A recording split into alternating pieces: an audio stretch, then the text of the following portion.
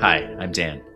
I'm an OpenSciEd facilitator and storylines teacher. This video is focused on a discussion of Lesson 13 of the C.5 unit. Let's talk about how we got here. In the prior lesson, we figured out how rockets traditionally use carbon-based fuels, which can cause harm to the atmosphere because of released greenhouse gases. And so we compared two alternatives, hydrogen-based chemical fuels and uranium-based fuels. In this lesson, we're then wondering how we can take this from space down to Earth. Why do we use some fuels rather than others here? Let's look at the overview of this lesson. So this is a 2-day lesson. It has a problematizing piece because it pushes students thinking around how we have to be pretty systematic with engineering. And then it also has an investigation piece because students will be looking at some different alternatives to inform their thinking. There is some preparation, pretty much just reading the teacher guide and printing. There are no hands-on investigations in this lesson, no devices required, and no additional videos. We're going to break this 2-day lesson down into 3 loops. Let's look at them. So the first loop is day 1.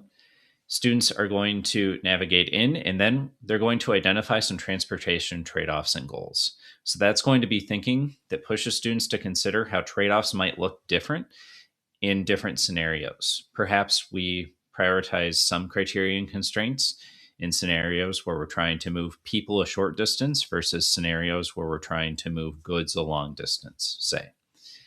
Then they're going to analyze some different transportation solutions that are presented to them and pull out the criteria and constraints that are important for consideration there.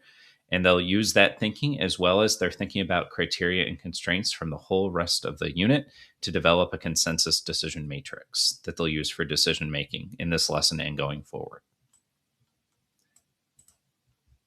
So the takeaway here is that each transportation solution has trade-offs that must be considered.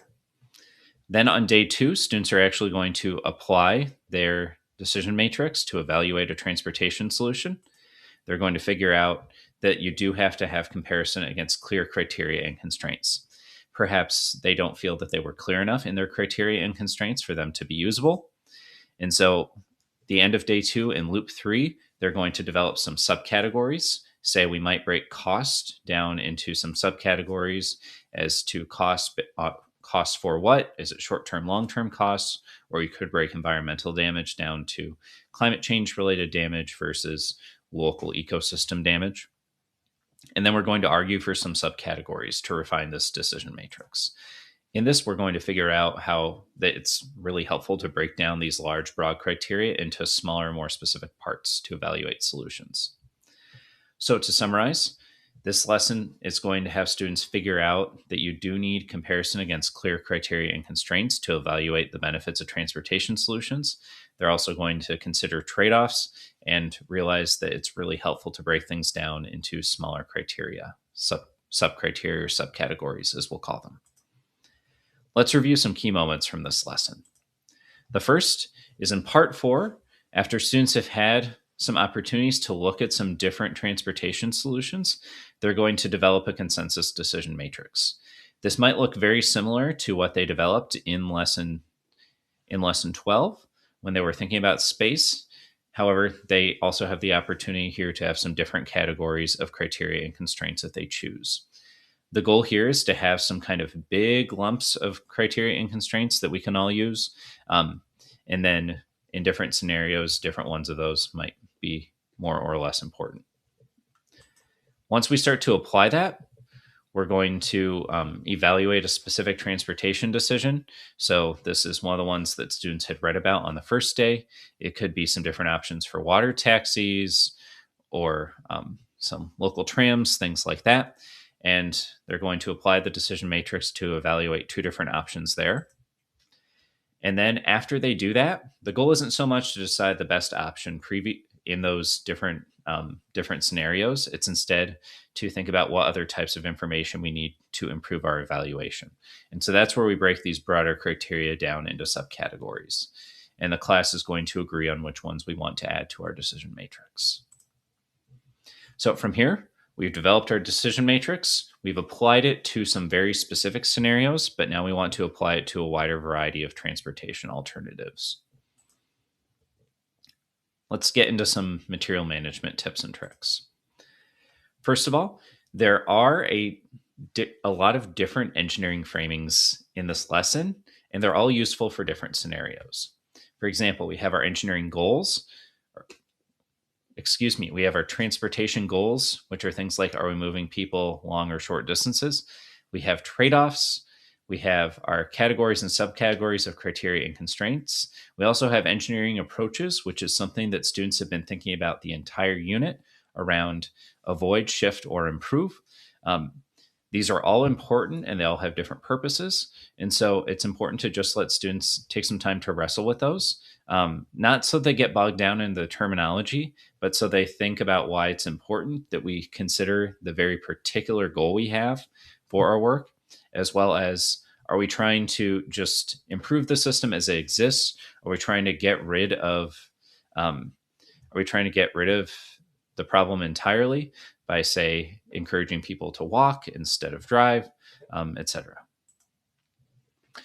Also, this criterion constraints, these categories and subcategories of them, seems like it could get really intimidating, especially if you're trying to exactly replicate what's on the chart. But the goal is an exact replication, right? The goal is for us to help students figure out what they want to track.